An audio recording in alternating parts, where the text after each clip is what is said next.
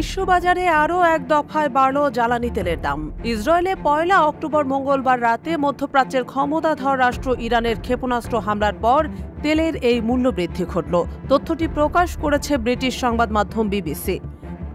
Iran Israel চরম বৈরী দুই দেশ সম্প্রতি ব্যাপক সংঘাতে জড়িয়ে পড়েছে।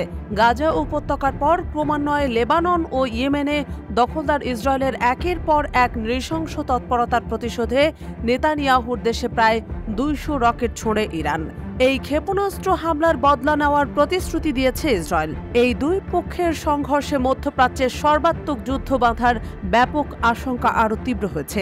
এই শঙ্কা সত্যি হলে আন্তর্জাতিক তেল বাণিজ্যের সরবরাহে ব্যাঘাত ঘটতে পারে। ইতোমধ্যে আন্তর্জাতিকভাবে অপরিশোধিত তেলের দাম একদিনে ব্যারেল প্রতি ১% বেড়ে $৭৪.৪ ঠেকেছে। মার্কিন ওয়েস্ট টেক্সাস ইন্টারমিডিয়েট অপরিশোধিত তেল ১.৪৯% বৃদ্ধি পেয়ে প্রতি ব্যারেল প্রায় $৭১ পৌঁছেছে। এছাড়া মঙ্গলবার লেনদেনের সময় এই দাম এক লাফে ৫% বেশি বৃদ্ধি পেয়েছে। ইউএস এনার্জি ইনফরমেশন অ্যাডমিনিস্ট্রেশনের তথ্য মতে ইরান বিশ্বের সপ্তম বৃহত্তম তেল উৎপাদনকারী দেশগুলোর সংস্থা ওপেকের তৃতীয় বৃহত্তম সদস্য রাষ্ট্র। এই অঞ্চলে কোনো সামরিক অস্থিরতা হরমুজ প্রণালী দিয়ে বাণিজ্যিক জাহাজ চলাচল ক্ষতিগ্রস্ত করবে বলে আশঙ্কা ব্যবসায়ীদের। এদিকে ক্যাপিটাল ইকোনমিক্সের একটি নোটে বলা হয়েছে, ইরানের বড় ধরনের হামলা যুক্তরাষ্ট্রকে যুদ্ধে টেনে নিতে পারে।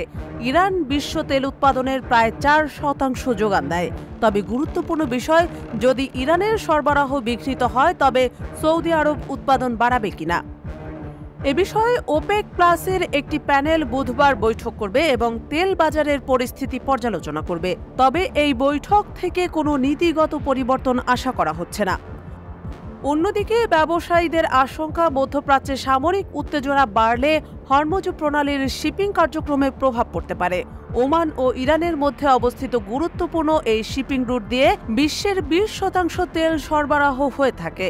সৌদি আরব, সংযুক্ত আরব আমিরাত, কুয়েত ও ইরাক সহ অন্যান্য ওপেক সদস্যরাও এই প্রণালী দিয়েই তাদের অধিকাংশ বাণিজ্য সম্পন্ন করে থাকে।